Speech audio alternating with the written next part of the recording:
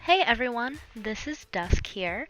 I wanted to do another voiceover for exactly what you're seeing. That way it's not confusing and it's a lot faster than me trying to add captions to everything. So essentially, I wanted to make my mask out of a thermoplastic. I chose Worbla because it's a lot easier to kind of get it to round without showing a ton of resistance like Wonderflex can. So what I did is I used my heat gun, and essentially every time I put it down, I'm just warming it up again to make it warmer, put it on my face. Now, be careful when you do this because it is going to be very hot, as you're essentially melting the plastic in order for it to be molded against you. So it's this love-hate relationship with your face and the skin that you're melting by doing this. I wanted to make sure that I really got the eye holes the way I wanted them because it would help me to cut them out later. I have a funny shaped nose, I have like a ridge in it, and so I also wanted to make sure that I got the bridge of my nose well. The tighter you have this, and I guess the more defined to your face that it is in your bridge of your nose and your eyebrow bones, the better it's going to hold without the assistance of the spirit gum or whatever other adhesive you're going to use. So just definitely make it as tight to your face as you can.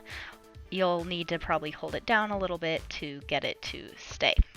So once I took it off my face, I went and drew on the shape of the mask I needed. I used a mannequin head to assist me. One side ended up being longer than the other, so I had to adjust it here and there. So drew the eye holes and where I needed to cut those out. So I just cut them out with scissors, which ended up being more difficult than I wanted. So I switched over to my X-acto knife. Look at me go! This is a lot harder than it looks though.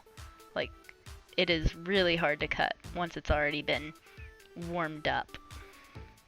It's very important here that you don't accidentally let the knife slip and cut you in the finger or toward your body. You're supposed to cut away from yourself. I do not practice safety procedures. Don't be me.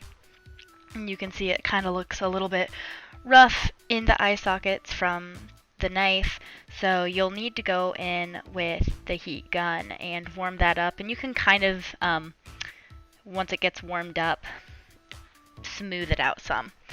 So I wanted the mask to be the same red as the bodysuit, so I covered the mask in my cement adhesive, and then I covered it with my fabric. And you're just going to carefully stretch the mask over it. I completely covered the front of the mask with it and laid the fabric out, and then I put it on the back. I'm sorry, I didn't realize that I was essentially missing all of this, but you're going to put it on the back side too and just stretch it and glue to the underside. Then you'll need to cut holes for the eyes, and you'll essentially just stretch the material and glue it to the back. I had to redo this multiple times. The first time, which is unfortunately the only one I recorded, what you're seeing here, I didn't like how it was not sticking to the bridge of the nose, so I ended up doing it again later. But I messed up the second try by getting some glue or something on it. I don't remember what happened to the second try, but it really made me mad. But the cool thing about cement adhesive is that it is not, I guess, reversible. If I really wanted to, right now, I could peel the fabric back off of the skeleton of the mask and go for a fourth try if I really, really wanted to. But so you'll need to cut off any of the excess fabric just so it lays flatter against your face. Pretty easy, right?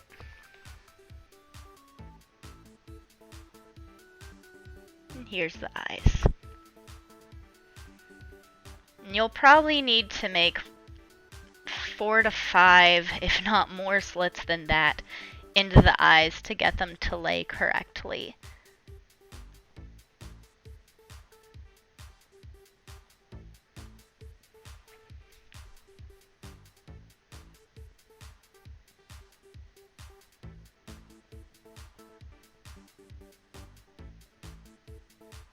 And it's just this love-hate relationship between you, the glue, and the fabric.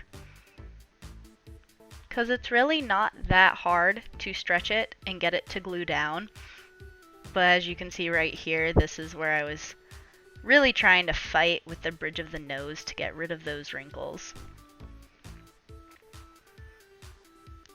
So here is the third try, the try that I liked.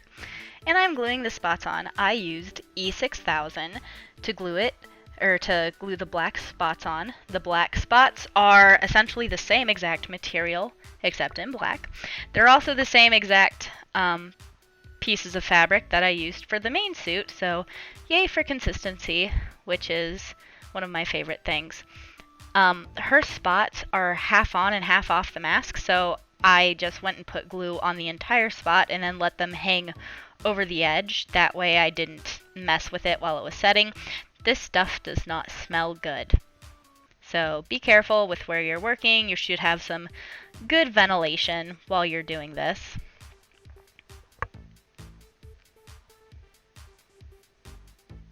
Yeah.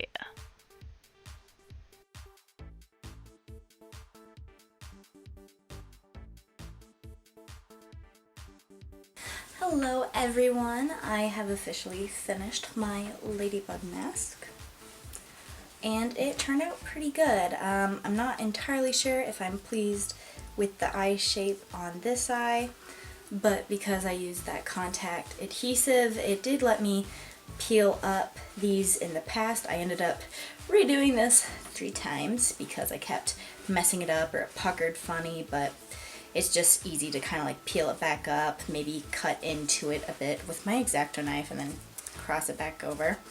I am very happy with how it turned out. It fits my face perfectly. I even have this weird raise for where my eyebrow bone is.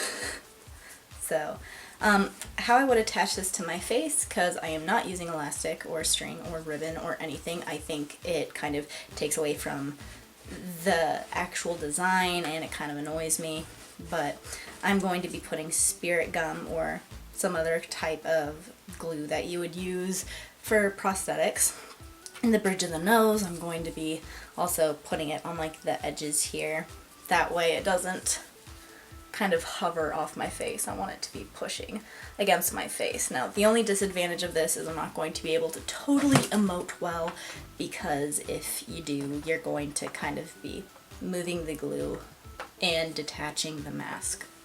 But otherwise, I am very pleased with how it came out. The nice thing about the E6000 I have found is that if you accidentally get it on something that it's not supposed to be on and it leaves that shiny residue, is you can kind of like use your nail to kind of like scratch it up and like use spit or water to kind of also help rub it off. But yay, I am done. Thank you everyone who checked out my How to Make Ladybugs mask or other superhero masks. Doesn't have to be hers. I hope you liked it. I hope it helped. If you have any questions, feel free to leave a comment below. Just click and subscribe if it's interesting. My name is Dusk and I am a dreamer, so have an awesome convention season.